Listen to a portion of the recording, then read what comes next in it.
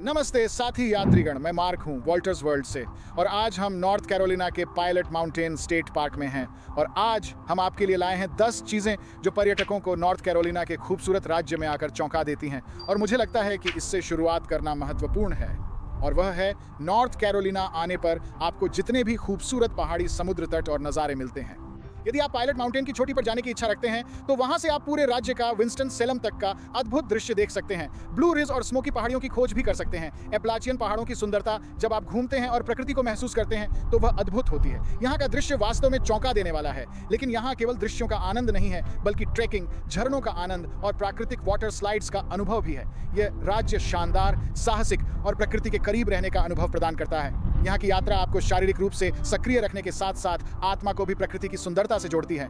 इन खूबसूरत पहाड़ी श्रृंखलाओं का आनंद उठाना इस राज्य को एक अद्वितीय और अत्यंत मनोरम स्थल बनाता है। चाहे आप ब्लू रिज पहाड़ों की ऊंचाइयों पर हों, स्मोकी पहाड़ों की घाटियों में हों, या फिर पूरे राज्य के किसी भी कोने में, प्रकृति के विविध रंग आपको मंत्रमुग्ध कर देंगे। पतझड़ के दौरान जब पेड़ों के पत्ते विभिन्न रंगों में बदलते हैं तो वह दृश्य बेहद आकर्षक होता है। और वसंत ऋतु में जब एक के बाद एक फूल खिलते हैं, मुरझाते हैं और फिर नए फूलों का आगमन होता है, तो यह सारी रंगिनी एक अद्भुत और जीवंत चित्रमाला का निर्माण करती है।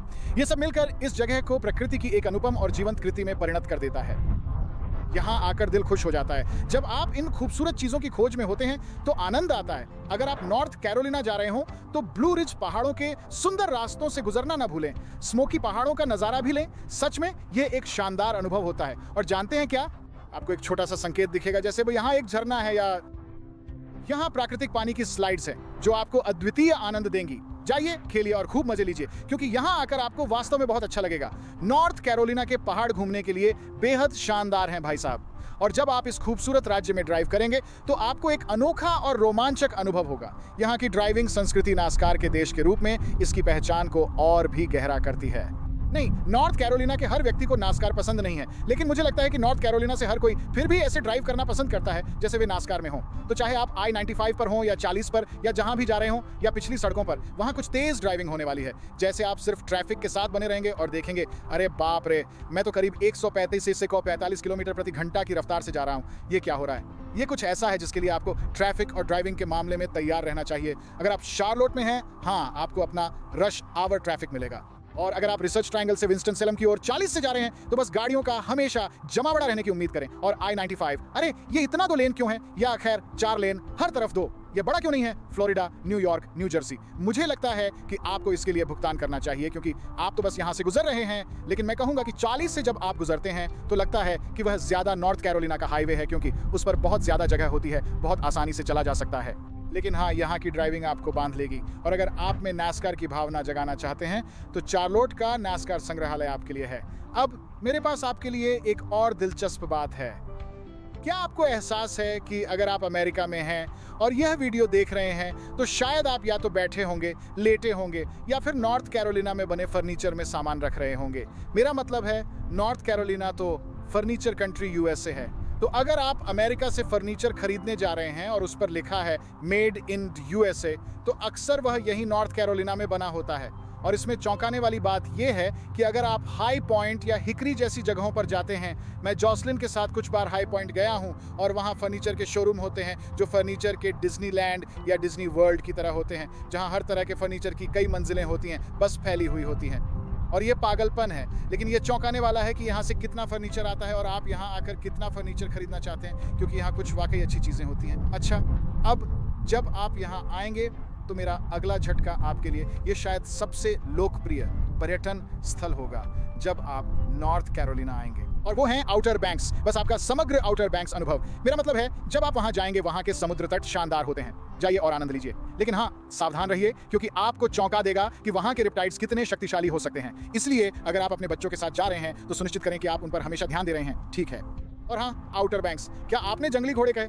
हाँ, आपको कुछ हिस्सों में समुद्र तट के किनारे जंगली घोड़े दौड़ते हुए दिखाई देंगे। मतलब वो बिल्कुल शानदार है। आपको वो पसंद नहीं आया?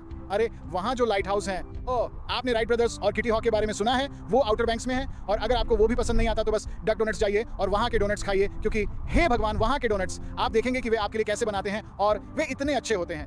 और इसीलिए आपके पास आउटर बैंक्स के किनारे या आउटर बैंक्स में या आउटर बैंक्स पर रहते हुए करने के लिए ये सभी शानदार झोपड़ीनुमा अद्भुत चीजें होती हैं। और अगर आप आउटर बैंक्स से थोड़ा बाहर जाए तो आप ग्रेवडिगर देख सकते हैं, जो उन प्रसिद्ध मॉन्स्टर ट्रक्स में से एक है।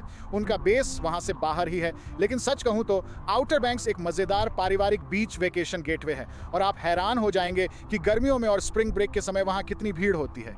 इसलिए सुनिश्चित करें कि आप पहले से ही बुकिंग कर लें ताकि आपको रहने के लिए जगह मिल जाए, और वहां जब आप हों तो कुछ बहुत लंबी लाइनों के लिए तैयार रहें। और बहुत लंबी लाइनों की बात करें तो मेरा अगला सुझाव आपके लिए है वो लाइन जो आपको बोजैंगल्स जाते समय ड्राइव थ्रू में दिखेगी।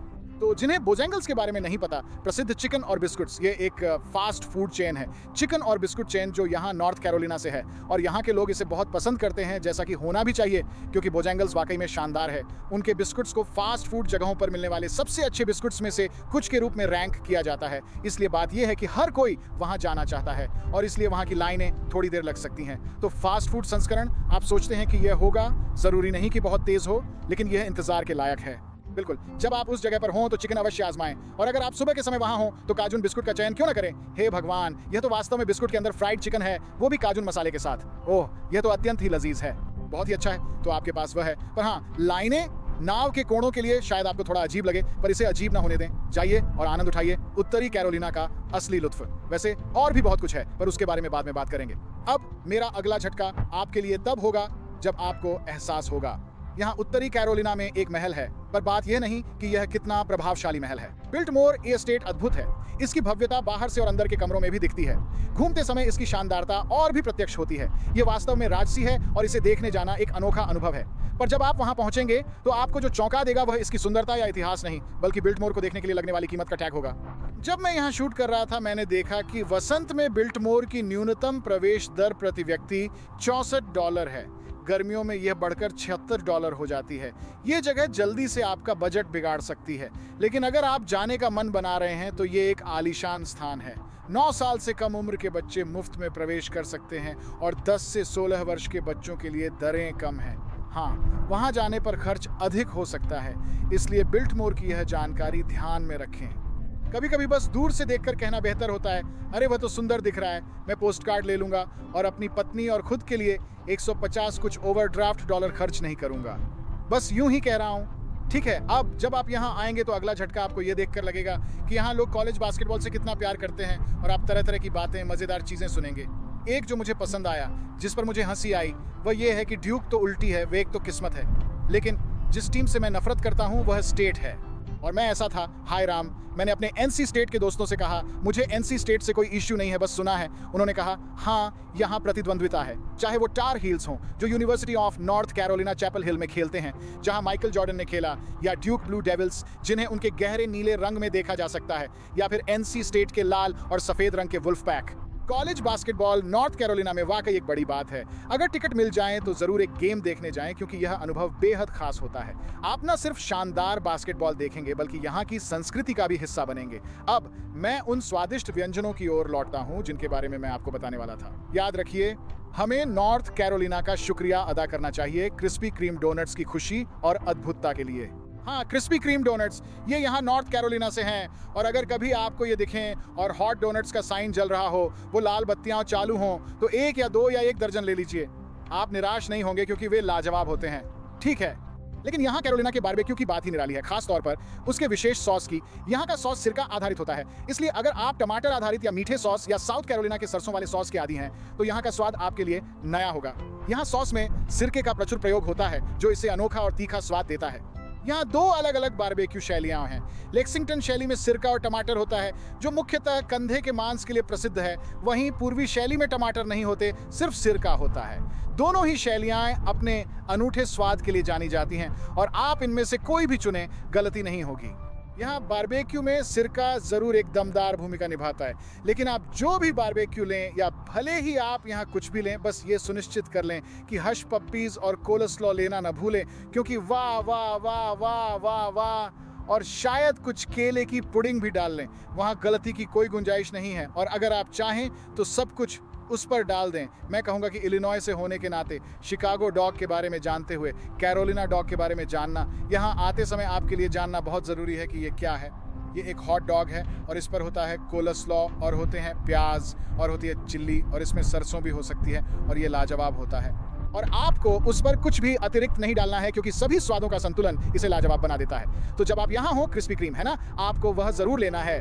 आपको सुनिश्चित करना है कि आप एक कैरोलिना डॉग लें। आपको यह भी सुनिश्चित करना है कि जब आप यहाँ हो तो कुछ बारबेक्यू भी लें। यहाँ आनंद लेने के लिए बहुत कुछ है और आप यहाँ आकर बहुत उत्साहित हो जाएंगे। और बात यह है कि मैं सिर्फ खाने की ही बात कर रहा हूँ जो आपको चौंका देगा। पेय पदार्थों का क्या? और मेरा अगला झटका आपके लिए यह है कि यहाँ उत्तरी कैरोलिना में कोक सबसे बड़ी चीज नहीं है। मुझे पता है जब आप अमेरिका के दक्षिण पूर्व में दक्षिण में होते हैं तो आप सोचते हैं अरे कोक तो यहाँ का डिफॉल्ट सॉफ्ट ड्रिंक है। ओह नहीं, उत्तरी कैरोलिना में उन्होंने पेप्सी का आविष्कार किया था, इसीलिए मैं अक्सर पेप्सी देखता हूँ जो कभी कभी ओवरडोज लगता है। जब मैं यहाँ कुछ हफ्तों से रहकर कोक इतना देखने का आदी हो गया हूँ तो ये एक बात है। लेकिन उनके पास एक और सोडा भी है जिसे चियर वाइन कहते हैं। और मैं आपको बता दूं, चियर वाइन पहली बार में आपको चौंका सकता है क्योंकि मेरे लिए ये अभी भी चेरी सोडा की तरह लगता है जिसमें थोड़ी चेरी कफ सिरप मिली हो, ऐसा कुछ।